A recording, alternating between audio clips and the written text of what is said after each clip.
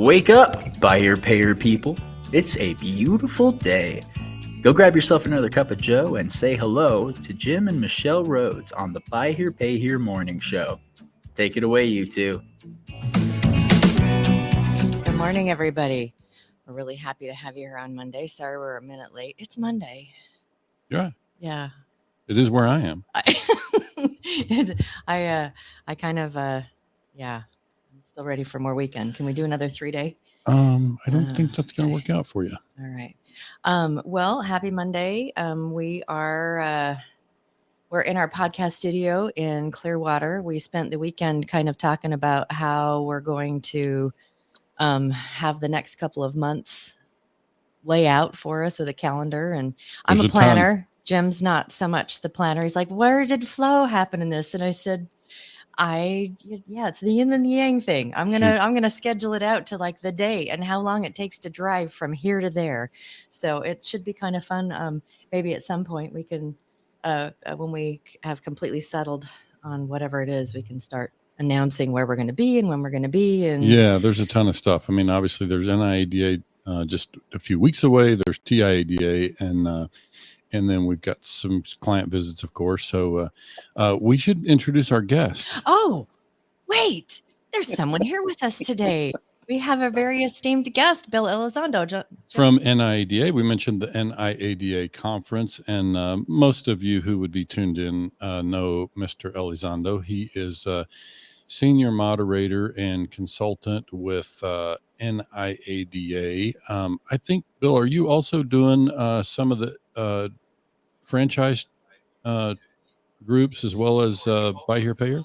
No, not franchise. I'm doing finance groups and also LHPH groups. Very good. Okay. Well, we're glad to have you here today. We wanted, of course, get a chance to get up to speed on the conference. We're just a couple of weeks away now from the start of the conference in Las Vegas. You want to share with our listeners who the where it is first and Sure. the actual venue. You bet. Absolutely. Well, hey, first, thank you very much for asking me to and allowing me to be on your show. Kind of excited. I've been listening to the show for the last couple of weeks and I've enjoyed every bit of it. The conversation, the insight, the stories, all great and great to learn a little bit more about both you and Michelle. So thank you both, Jim and Michelle, for allowing me to be here. The conference and convention coming up in Las Vegas is going to be June 20th through the 23rd. It's going to be at the MGM there in Las Vegas.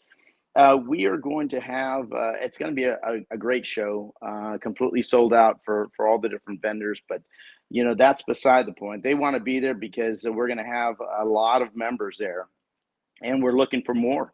There's going to be some great educational pieces, a lot of insight as far as Buy Here, Pay Here goes. We're going to have so many different classes, dealer panels that are just specifically for Buy Here, Pay Here. So we're looking forward to everybody getting back together, being back in person, and actually being able to listen and talk to individuals. And sometimes the meetings and the seminars or the presentations go well, but what goes even better is the conversations after, outside. Yeah. Those are the ones that are the best. Yeah, absolutely. Absolutely. And well, you know, first off, Bill, we love that, you know, you've been such a great listener. I mean, you're always adding different comments and things. And so we're really grateful that you found it and that you love it and that we can always count on just a little bit of insight from you, from really good questions and all of that. I'm going to talk about this for just a second. Before we do, can I give a little bit of background on Bill? Yes. Let me just kind of run through his resume. He was he was national accounts manager with Car Financial way back. Bill, you were doing that before I was in the Buy Here, Pay Here business. 1990 is when you started that, right? Yes, that's correct. So that means you worked with Car Financial during the years that the late and great Rick Potter was part of that company. Absolutely. He was one of my mentors. Absolutely. An amazing individual. Yeah, he really was, and great contributor to the industry, overall. Certainly, was a pioneer in a lot of ways.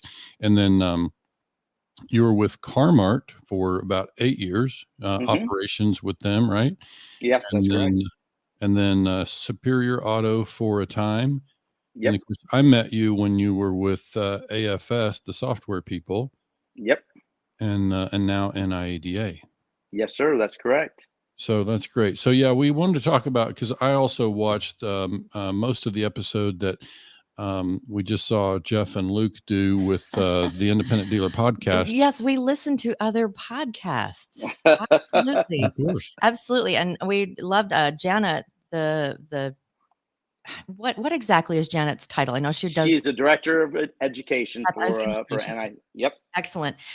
So she was one of the guests on the Independent Dealers podcast, and it was really insightful. I really enjoyed some of the information that was shared, and there are a couple of things that stood out for me. And one of those is, it seems from that conversation that there's a big shift away from vendor pitches. Yes. Do you want to talk about Tremendous. that? Absolutely. One of the biggest things that when I came on board, and even before me, Bob Volkman, our CEO, came on board, is he found that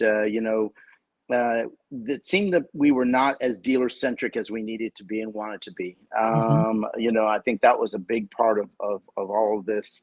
And that's what the association is for. It's for the dealers. It's for the members that we have within this organization. And I think what you will find, not only in this but just in future education, insights, and information, is we're all about the members.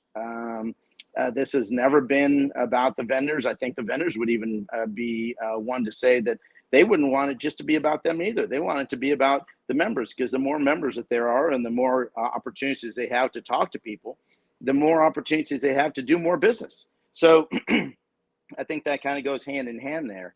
I think that's going to be the biggest part of this conference is we're going to have dealer panels, which we expected to have. And that was kind of in our, at least mindset as to what we were going to be having over here.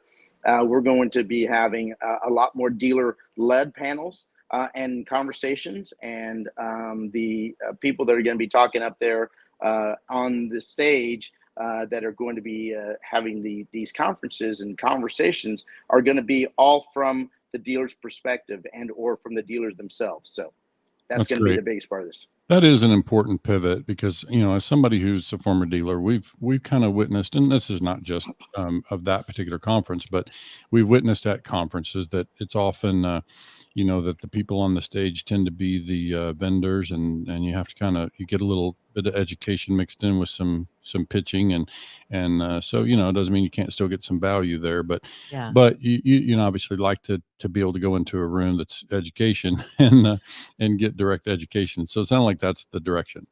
It is, yeah. And really excited about that, Jim and Michelle. Yeah. It's I really appreciated a lot of the insight. The Luke and Jeff were asking about how how do you balance if you're having a vendor up there, and she spoke quite frankly about that. So those of you who like listening to podcasts, last shout out for Independent Dealers podcast, because it's really a great podcast. And so yeah, I really Luke and Jeff what Luke and Jeff do are a doing. really good job over there, and have like us. I noticed, Bill, when I logged in to look at your LinkedIn profile, you and I have 203 common connections. So it's like, it's a large industry in terms of number of dealers. As far as people who participate, there's just a ton of some of the same people that come around. Yeah. And that's what I would say about these conferences, just in general. I mean, obviously we're right up against the deadline. I mean, I say the deadline. I mean, there's time to get in there, but people are going to need to get their flights booked and grab these hotel rooms if they're going to come to the conference in a couple of weeks. And I think they should make time to be there. I think it's an important investment for dealers to make in their education and growth. because we got to keep our minds open to the new stuff. There's also some really important compliance stuff that's got to be buttoned up by the close of the year. And I always say about these conferences, some of the most valuable things that you learn are just chatting with other people at a lunch table. At the conferences, right. Of course, you get some really rich education, but some of the most important takeaways sometimes just happen chit chatting over a cocktail in the exhibit hour or at a lunch table with somebody. That's really one of the valuable things about coming to these conferences. It's hard to articulate. I wrote an article on that last summer about what folks missed by not being at NIADA. So maybe I'll find that and attach that when this broadcast goes out. Absolutely. I know for me, Bill, when the first conference I went to was last year's NIADA. And Wow. it was, right? I'm that new. We have, just so you know, 18 common friends. Okay. That's a start. Yeah, that's right. And it was really, really educational to go around and meet a lot of the people that I have heard about through conversations with Jim. And I just, as a newbie, not someone that's been in the trenches for a long time, as a newbie. So like as a new dealer, as all of that, to be able to go and be able to see and meet and it's amazing the conversations that we would get into in line for some food and then end up sitting at a table and having these that's actually one of the ways that we met Jacob. Right. And so Jacob is a dealer that we met. I guess we probably met him in San Antonio last summer, right? That was at NIAD. It was that event. One of those meeting over food. So he's a dealer here in Florida and Sarasota. And wow, what a great story about he started from, I want to say he's going to have a chance to tell it himself. We're going to have him on the podcast, but he's, I want to say he started his business with $1,000. Yep. He bought $1,000 car and made a little profit and leveraged that, flip that into something else and started flipping cars. And now he's an established buy here, pay here dealer and growing and he's basically built it all on his own. Yeah. But I mean, like the takeaway from that is even as a new dealer, if you don't know anybody, it's okay. Go strike up a conversation. You're going to be so amazed. I was so amazed at the richness of experience and ideas and all of that. It's just it's and it's easy to get to know people and find where your commonalities are and hey, I'm going to this course or I'm going to this class and stuff, and so making friends. Yeah. So Bill, what about you've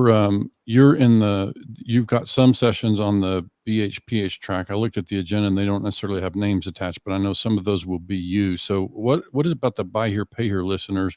What can they really expect to take away from this convention? Sure. There's going to be so we're going to have 60 educational tracks, 15 breakout sessions, and another 15 sessions that are going to be actually moderated by the NIADA staff and or presenting there. As far as the buy here, pay here goes, I counted up, there was over 20 that are specifically for buy here, pay here. There's going to be another 15 to 20 that are going to be in the buy here, pay here realm, considering financing and marketing and sales part of that, as far as in customer experience kind of thing. My sessions themselves are underwriting, collections. We're going to have a financing panel specifically for buy here, pay here operators and or lease here, pay here. So I've got to give a little bit of a shout out to lease here, pay here as well, because we're starting to see a lot more individuals that are getting into that side of the business. And I realize this is the buy here, pay here morning show, but they kind of almost go hand in hand, with a little variation, of course, being leasing versus just a straight out purchase. But hey, lease people drink coffee too, so they do. So yeah, they're welcome here. Yeah. Is that our only entry point? Yeah, you gotta have a coffee drink. You got to have an internet connection, and then you're welcome. Yep. Then I think anybody is welcome, isn't that right? So back to the lease or pay here. Yeah. So but as far as that goes, there are a number of opportunities, and I think Michelle hit on the best part of this. every one of these dealers that are out there and everybody that goes to these shows are willing to pass on and give information about their insight, their knowledge, their ability. And you run into people that have been in this business for 35, 40 years. I mean, just listening to Tommy the other day, and where he started, and just the individuals that are there at the show that can tell you about some of the stories and some of the things that have happened over the years. I mean, this is just great insight and information. I mean, without knowing what's happened in the past, you're never going to know how you can kind of go forward in the future. So, I'm a firm believer that, every bit of education, as long as it's not, a pitch, as long as it's not trying to sell you something, those are the ones that are going to be the best parts of the education. And members themselves are the ones that are going to give that to you, because they don't really have a dog in the fight, so to speak.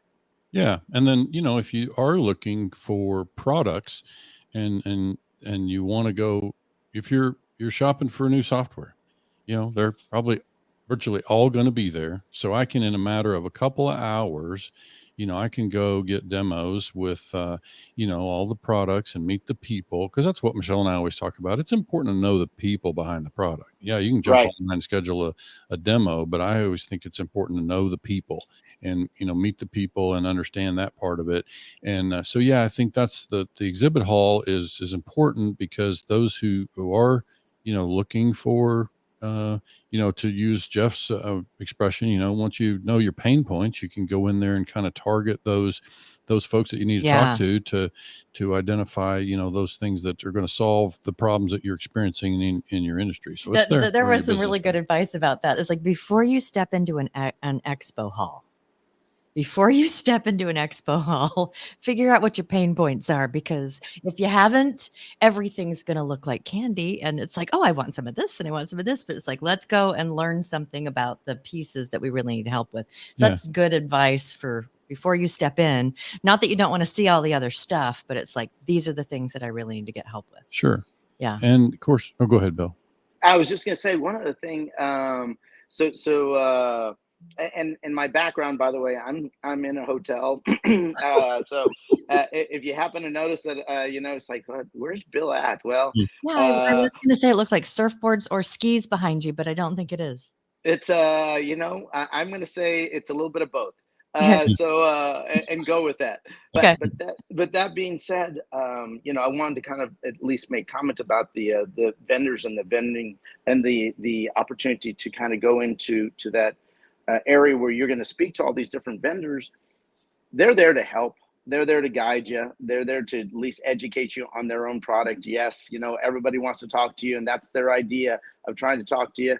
It's okay to say hello to them, not to turn your badge around. You know what? The best opportunity that you have is to be able to at least get education on what they have to offer. I think that's a big part of it in itself. And so, I'm going to always, at least talk about the vendors as they're the reason that, we have other opportunities to be able to do more business. Without them, we'd probably still be on note cards and not have a DMS that we could use at that point in time.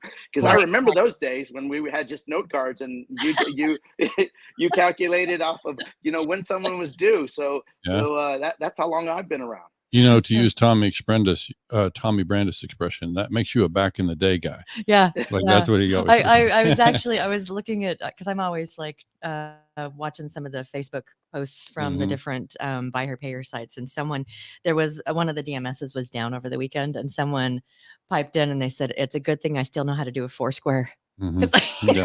So that they could, those of you who are from the day understand what that is, but that they knew. And I know that because I gleaned that off of my husband. So I'm a back in the day guy too. I've been in the car business since the middle 90s myself. But I think Bill, I want to talk to you about 20 groups, because you're obviously a 20 group moderator, and I have a fair amount of experience with 20 groups myself. Even moderated a couple of meetings, but I was a member of a 20 group for years, and I've been around that a long time. And so as a moderator of 20 groups, I want to just talk about, what do you feel like people can gain from that? What's the real benefit you feel like for people getting involved in 20? First of all, let's assume some of our listeners don't know what it is or how it works. Maybe just start there. Sure. So 20 Group is a group of dealers, anywhere from 15 to 20 individuals, and it can also be finance companies as well. So we talk about them as members. They're 15 to 20 members getting together, sharing ideas, their financials, anything that has to do with their business. The idea is that this is a group that they talk about different ideas and thoughts, but everything stays inside the room or inside the group. Whatever is shared, whatever is talked about, is a conversation that is kind of private in that respect, that, it doesn't really go outside of there. Of course, the dealers themselves that are in these groups get to share in these ideas and get to profit from them, because in most cases they get a better chance of being able to take these ideas, take this insight, take this information, and take it back to their dealership and save hundreds of thousands of dollars sometimes, that we've found. People have made huge amounts of profit over the years because of it. So, those are the biggest things about, being parts of these meetings, and it's the camaraderie of these different dealers. The dealers are non-competing. So you're not going to be, it's not going to be the guy next door that you're going to be going and talking to and sharing ideas with them or with yourself on, or with them about yourself. That you're going to be talking about, and giving them ideas to be able to kind of outdo you in your business. So they're typically of a similar profile, meaning Yes. the size of their operation, years in business, you're going to be similar profile, but not in your competing radius. Typically, that's one of the things that you guys do as a moderator when bringing people in, is try to make sure that they're not so close that they're going to be a conflict. And then how the mechanics, I know how it works with others, but with NIADA, is it similar where the group itself decides about new members, as far as allowing new members into their group? Right. That's exactly right, Jim. So the members will come in, they'll get voted on at the very end of the meeting. And a lot of times, I want to say it's almost 99% of the time they get in. Why is there 1% that don't? Well, the 1% that don't is either they didn't show up to the meeting the next day for a 2-day meeting, or they didn't show up at all. So it could be a couple of different things. The biggest thing is, and the most important one is that, whoever's going to be coming in, they're going to be sharing ideas, thoughts, insight about their own business, so that they can feel, and the members that are already there in this group, because they're a close-knit group. And most of these groups, and although other than the ones that we're even looking to start, and we're looking to start some brand new groups, Jim, that are for new dealers that are maybe 1, 2, 3 years out of the gate, that are going to be kind of they're going to be a fast and quick meeting, almost maybe just about a day and a half type of meeting that we're actually starting for our 20 groups, and kind of exciting for that, because that's going to get even more individuals who are looking just for a quick and information and insight about their business and about their, what they need to do differently, but they don't have a lot of time to spend there. Is going to give them a lot more opportunity. But to kind of go back to, just 20 groups as a whole, education is absolutely paramount in this business. It's the only way that you're going to succeed, and be as profitable as possible, and have the longevity of guys like Tommy Brands who've been around for 30 years. Yeah. So that kind of speaks volumes to what, excuse me, what 20 groups are. Yeah.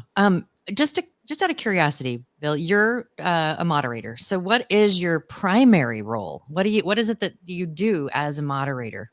So as a moderator, I continue to make sure that the conversations flow, give my insights and information, kind of pose questions that might be to the group. I go through our composite book and ask questions from what I see and what I know, and maybe ask different questions, and kind of flow the conversation where one particular member of this group might be better than the other one, and say, hey, what did you do differently? What are you doing here? Maybe you can help help this other member at that point in time. So you're kind of just keeping the conversation moving, and Yes. and making sure that the conversation has as much value as absolutely possible. I also do my own research as well, and do some background to make sure that, what I'm looking at. So I look at the trend reports of where they've been. So, Mm-hmm. if a particular member might have had a great month, well, fantastic. How did this month differ from the other 2 or 3 months that you had prior that you weren't doing as well? So I go back and I do some of my own homework before I go to these meetings to make sure that I have the education enough to be able to give to the members to say, here's what I saw and here's what I see. But, maybe talk to somebody else who's also done some of these same things and had that same little drop in their business. Maybe talk with them because they had that same thing happen 6 months ago. So maybe you share this idea, Bill. I certainly used to think about the better moderators that I, observed and worked with. It seemed to me that it's helpful to know the business, but you don't, like, if we're talking about buy here, pay here, you don't have to know the buy here, pay here business better than they do. You don't have to know their business better than they do, but it really helps to know their numbers as well or better than they do. Is that fair? That is a fair statement, Jim. And the last point to that is a lot of times members come in and think that, hey, why do I need to be part of a 20 group? Why do I need to be, giving some of my information to somebody else? Well, what they find is that they're actually not the top of they're not the top of the food chain as they think they might be. Yeah. Sometimes they're more of an individual that has been successful. They've been successful on their own, but then they find, wow, they could be a lot more successful, and those are the ones that really enjoy the 20 groups even more. Yeah, of course. So go ahead. Well, I was gonna one of the things that we wanted to ask about, and you already kind of addressed a little bit, is like, what is the entry point to being able to get in? Because historically, it seems from conversations that I've observed that the 20 groups, the NCMs, the dealer performance, all of that is if you don't have something worth contributing to the conversation, you're not going to be invited to the conversation. That usually meant that you had to be in business for a certain amount of time, have a certain, size portfolio and all of those kind of things. And so it sounds like that NIADA is trying to create a place for the new ones to come to start the conversation so that they can move into, all right, now we're established and we can start talking about the bigger questions and the bigger things. Yes, and we're calling them express groups, and that's exactly right, Michelle. They're going to be the ones that are going to be part of a conversation. It's going to be a quicker conversation, but we're still going to be talking about finances. We're still going to have a composite book. We're still going to have a lot of this information and insight, but it's going to give, meeting a lot of these different members in San Antonio. That was one of the things that they were kind of clamoring for. I think we just need to kind of get our hands around what we've got going on. And with myself, Ben Goodman, that we are just doing a great job and, trying to facilitate the buy here, pay here groups. That Ed Curry is our retail and service group moderator. And we're also starting buy here, pay here service groups. So, there's, and again, I agree, NCM, dealer performance groups, hey, NIADA 20 groups, I'm not afraid to talk about any of them because I'm more apt to tell you that education is education. And I'm all about education. So if I can help educate you in one way or another, I'm more than happy to. Absolutely. Amen. So and make there's no a lot of mistake about different that. ways to do that. It's, there's lots of options out there for someone to get a higher education, and they're all Absolutely. good. Yeah.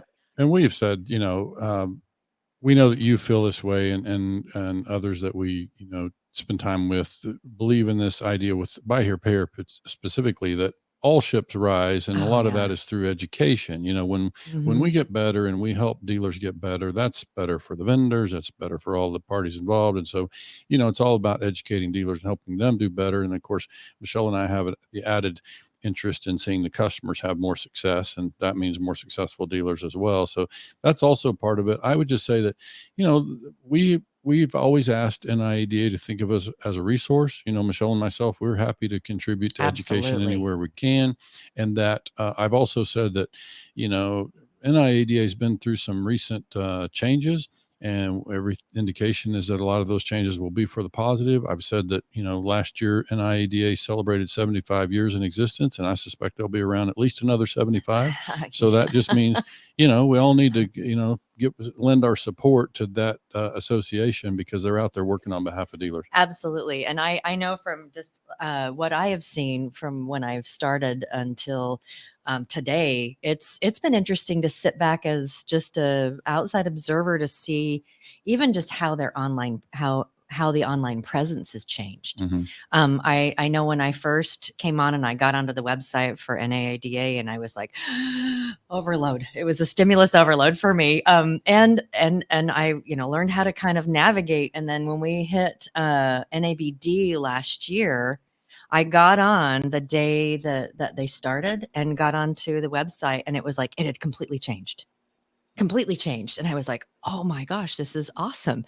So I, just from an outside observer, it's really has been, and it's been fun to watch and I think that's under Bob being a part of this, is like trying to Bob Voltman, she's referring to, and just how it really has, there's just from, I said, I've not been in this for 20, 30 years, but just from in the last year, just watching how things are starting to evolve, and it's really beautiful. And Bill, we got to wrap up here, but I know that it would be a good idea for us to mention, Michelle mentioned NABD, which I know this fall is going to be referred to as the Buy Here, Pay Here Super Forum.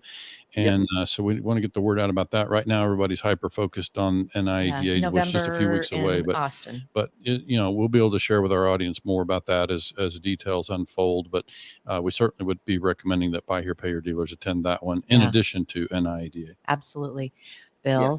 We just love you. We're really grateful.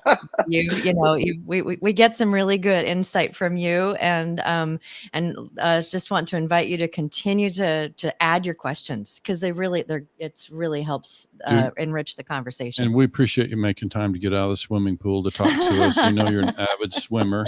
Do they make those composites waterproof now? Are you able to take those underwater? And I am not. They have not gotten to that point yet. But once they do, some you time though. You gotta have some you time. I could, maybe I could just put AirPods or earpods in, while I'm swimming, and it can just kind of shoot me the numbers. Actually, no, I wouldn't want that. It's your you time, but as we get more into this meta kind of universe, your swimming goggles will show you all of them while you're swimming. It's amazing. Actually, they have swimming goggles now that I'll know exactly where my time is when I hit the wall every time. So yeah, it's pretty amazing. Anyway, but hey, thanks again, both of you, Jim and Michelle. Really do appreciate it, and it's always a joy to listen to your show. Oh, thank you too, and have a great Monday, and enjoy your time wherever it is that you are.